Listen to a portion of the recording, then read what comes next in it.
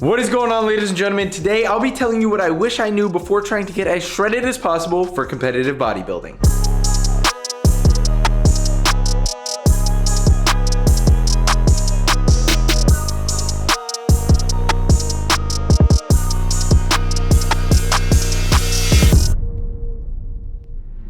Welcome back to the channel and welcome back to another video of my bodybuilding prep series. Today is Monday, May 27th, which puts us a little bit under 8 weeks out from attempting to get my natural pro card. Today I have an exciting video for y'all because I'm gonna be going through everything I wish I knew before competitively bodybuilding by going through the good, the bad, and the ugly of getting to extremely low levels of body fat. The good are things that you should love about bodybuilding prep, the bad are things that suck in the moment, and the ugly are things that could seriously mess you up if you're not careful during your bodybuilding prep. And with the ugly, I'll also be giving you my very best tips to combat these things so that they don't actually mess you up. This will all be coming from my own personal experience of competing last year and trying to get even more shredded this year. A year ago, I lost 23 pounds in 12 weeks to get to around 7% body fat to compete in my first ever bodybuilding show, and man was it rewarding, but at the same time, it absolutely sucked. So without further ado, let's knock out our 40 minutes of fasted cardio so that I can get to what I believe is the good that comes from bodybuilding prep.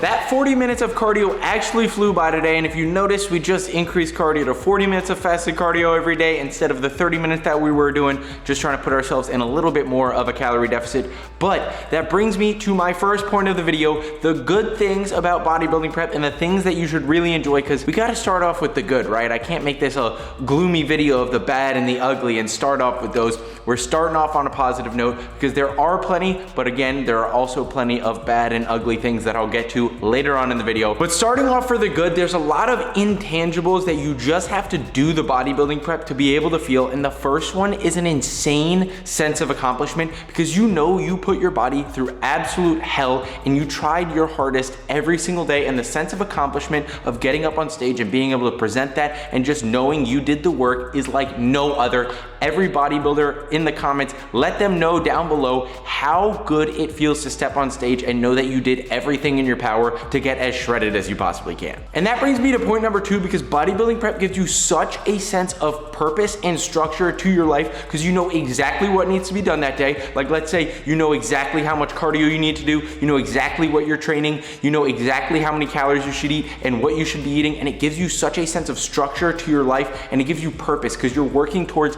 that one goal of getting as shredded as possible on a specific date, so it really makes it tangible. So it gives you such a sense of structure and purpose, and again, it's really hard to quantify unless you've done it. Number 3 is you're able to see what you're truly mentally capable of, because bodybuilding prep, of course, you're doing all this physical stuff, you're eating, you're doing your cardio, you're training, but it is so much more of a mental game than anything physical, because at the points of the day, let's say it's 4 o'clock in the afternoon, you still need to train and do cardio, and you have like 1,800 calories in you, or you're eating 1,800 calories for that day, you feel absolutely horrible, and it is the biggest mental battle. The amount of times last prep that I literally just sat in my car before my workout and vegged out and could not bring myself to work out, and then 20 minutes later, I get up, I get the strength, and I go do it. It really just shows you how much you can do, because earlier in the day, you would have never believed that you could even do it, and you push yourself past limits you didn't even know you could do. And going off of that, for number 4, you build an absolutely insane work ethic and drive that you can take to literally any other area of your life, to your work, to your personal life, whatever you want to do, making more money. You can take that work ethic that you know you have to do things on time, you have to do things every day as consistently as possible.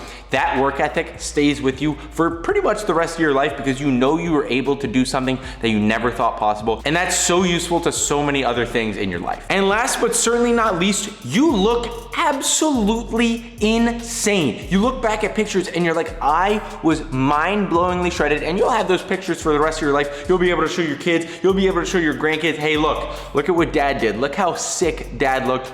and you just look absolutely crazy. And it gives you that sense of pride and that tangibility of like, this is what I actually look like. I cannot believe that. And in the moment, you might not be able to see it because that BD might be hitting different, body dysmorphia.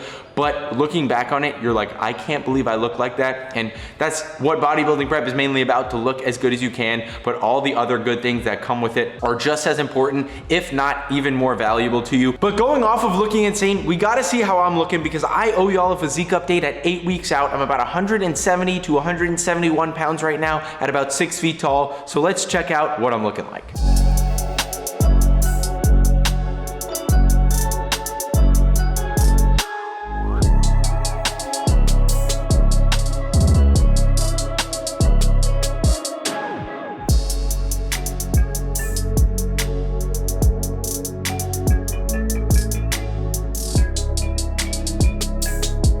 I am extremely happy with how we're looking at about 8 weeks out. We are shaping up very nicely. We're 170 to 171 pounds, probably only about 8, maybe 10 pounds left. So I'm super happy with the rate of loss. That's not too bad. Looking good, feeling not too bad. Some days are worse than others. But now I'm gonna catch up with y'all later in the day, right before my pull workout with Tony, to tell you all the bad things about bodybuilding prep, the things that suck in the moment, but won't mess you up too bad. So I'll catch you guys there.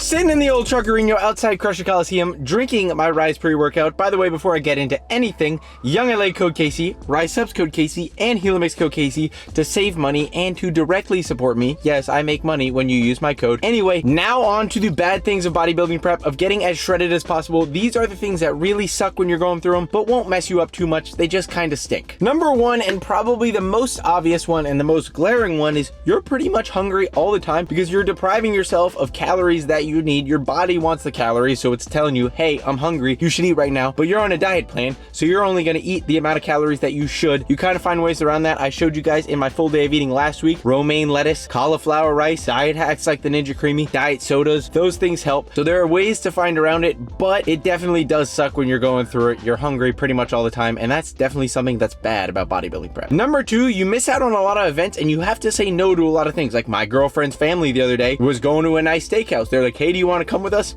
Of course I want to come, but I can't. I'm not going to sit there and watch them eat absolutely fantastic ribeyes and fries while I sit there and eat absolutely nothing. So that's another thing. You just got to suck it up. You're doing it for 12, 16, maybe 20 weeks. You just have to say no. You got to have the discipline, but it does suck, man. Number three, and something that's not talked about often enough, is it is really expensive to compete. Just for starters, you're going to buy all the highest quality foods. So you got foods right there. You got to pay for show entries. That could be $300 if you're doing 3 classes. You got to pay for the registration to even be able to be in the organization. That's like 150, 200 bucks. You got to pay for the tan. That's another 150 bucks. You have to pay for all these things. Your suit, if you're a girl, don't even get me started. They tax for that. Makeup, hair, suits, all that. It is really expensive, and a lot of people don't talk about that. So if you want to get into competing, definitely make sure you got enough money for it. And that's not even to mention, if you're on the secret sauce, that stuff costs so much more. So you are breaking the bank if you're doing a bodybuilding prep. Another thing that could be good, could be bad, is that you are doing like 4 or 5 months of absolutely grueling work for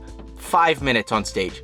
You literally stand on stage for 5 minutes if you're lucky. You do a minute of your routine, you do the comparisons, you do the quarter turns, all of that. You're on stage for like 5 minutes, and you have to look your very best on those 5 minutes of your entire life. So if you peak wrong, or if you don't get the result you want, you worked for 5 months straight every single day killing yourself, stand on stage for 5 minutes. And lastly, another thing that's either good or bad, it's not like any other sporting competition and you can beat anyone on that given day, because you don't know who's gonna show up. There could be an absolute genetic freak that shows up that is bigger, more shredded than every single person there, and you, again, worked all that time to get absolutely destroyed and get 2nd or 3rd or 4th place or whatever it may be. So that's another thing that's not great about bodybuilding, but these things are still not the worst. I'm gonna go get an absolutely insane back workout with Tony because I believe he just arrived, and then I'm gonna tell you the ugly things of bodybuilding prep. These are the things you really want to avoid and what actually sucks. Now, let's go hit this pole workout. We got a baby boy over here. Baby boy. Big back day coming up. Big back day. Yeah, how you like it? No aura. How do you like Negative aura. How do you like Negative it? aura. You wanna go inside now? Stop playing these games? Inside. All right.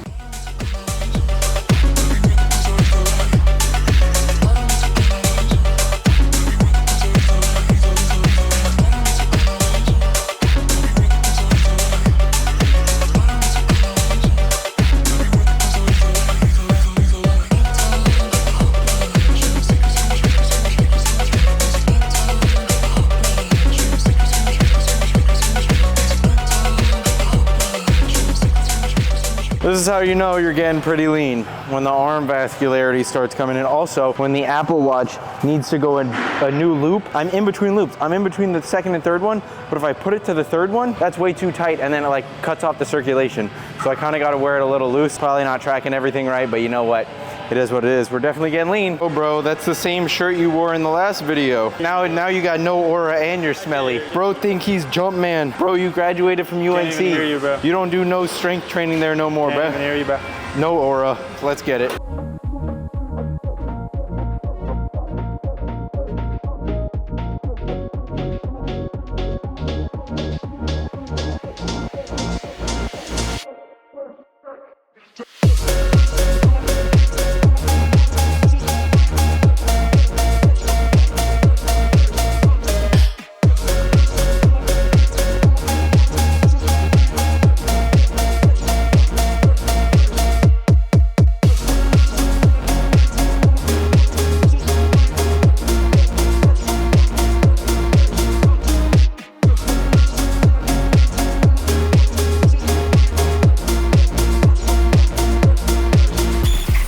Getting a good workout right now.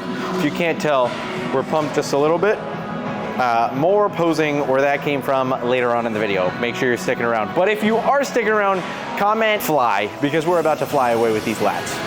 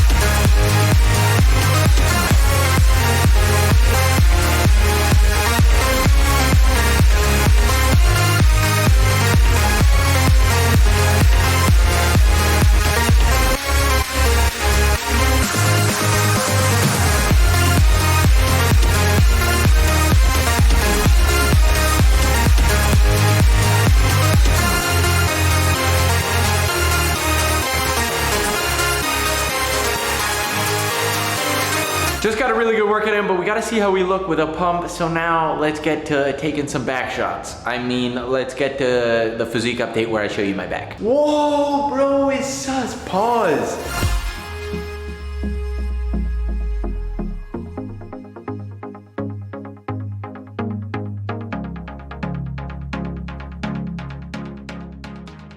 All right, sitting outside of the gym right now because it is absolutely beautiful out, but something that's not beautiful is talking about the ugly things of bodybuilding prep, and these are the things that could seriously mess you up if you're not careful at all. And that's why I'm making this video, just to make sure you guys are informed before you go into a bodybuilding prep. It's super important just to know what you're getting yourself into, because it is a very extreme thing. Getting to single-digit body fats is not healthy, so there are some things, and I'm gonna give you my best tips to be able to mitigate some of those things. And the first thing, and one of the most glaring things, especially about natural bodybuilding, is you will pretty much be crashing your hormones if you get to a low enough body fat percentage. And let me tell you from personal experience, it doesn't feel good. I'm gonna roll a clip from 3 days out of my last bodybuilding show when I got my testosterone results, and you'll see that it is extremely low and it does not feel good in the slightest. Our testosterone from dieting is at 118 nanograms per deciliter. If you know anything about male testosterone, that's pretty low. The normal range is 250 to 1100. 18 nanograms nanograms per deciliter for total test, and then free test is 17.4. The only two real things you can do as a natural bodybuilder to try to mitigate your hormones crashing is to make sure you're intaking enough fat. For males, I'd say no lower than 60 at all, and even then you're running the risk. And for women, I'd say no lower than 40. And to make sure you're stretching your prep out over a long period of time, so it's not a super steep deficit of absolutely killing yourself day in and day out. You're obviously gonna be working hard if it's a long prep, but if you're only giving yourself like 12 weeks like I did last year, you have to be in such a steep deficit every day, and your body's just not prioritizing producing that testosterone or any other hormone that you want it to be. Number two is the post-show body dysmorphia goes absolutely insane. You start gaining a little bit of fat, you start gaining some water, and remember earlier how I said you're gonna look the best you've ever looked? Well, yeah, you're gonna keep comparing yourself to that, and it is very, very, very mentally hard, and you don't think you'd struggle with it until you'd gone through it. So what I would recommend is don't be obsessed with your physique, and know ahead of time that you are going to look your best on show day, or hopefully around show day, and then not again, and be okay with some fat gain, be okay with some water gain, because it could be very mentally tough, and it could really ruin your perception of your body. That kind of brings me to point number three, and your relationship with food could go very haywire if you're not careful. Make sure you get your calories in after your show. Make sure you're feeding your body, still eating the whole foods. Don't go absolutely crazy on the junk food, but don't also continue restricting. Don't have fear foods. Don't be like, I can't have a bagel because it has too many carbs. Things like that, it can get very hairy, and you could be walking on the line of getting an eating disorder if you don't keep everything in line. And make sure you know what you're doing for bodybuilding prep is not what you should be doing for your entire life. Number 4 and 5 go hand in hand, so I'm just gonna lump them together. Number 4 is that you are extremely irritable, and number 5 is that you have to be selfish, because that's just the nature of bodybuilding, and you're so incredibly irritable, you would not believe it. Last prep, I would literally be on like the treadmill, and I'd see someone do a stupid exercise, and normally, like any other time of the year, any other time of my life, I'd be like, oh, what are they doing? Whatever. And it would make me mad. It would make me angry. It's because you have no food. It's a combination of you're constantly like agitated. There's something about it where if you have not been that lean, you just wouldn't understand it. But also you have to be very selfish, because you have to prioritize your needs for those 16 weeks or whatever, mainly the last 6. It's not a very pleasant time for your friends, your family, the people you love around you. You have to try to be as nice as you possibly can. Sometimes I have to take a step back. I'm like, look,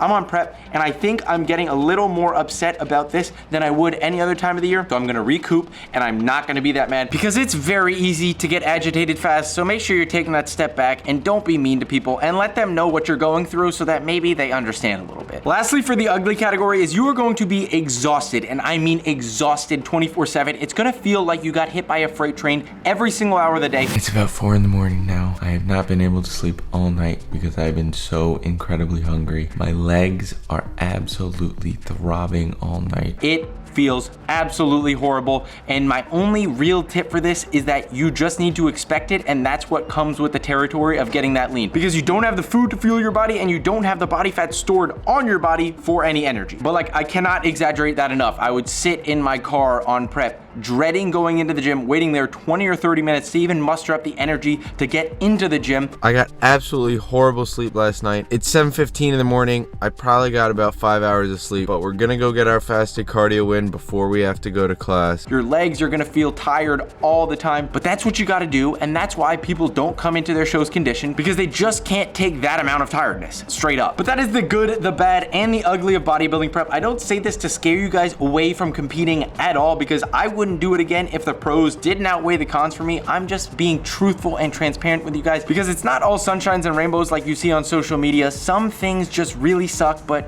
then again, that's what makes it so special.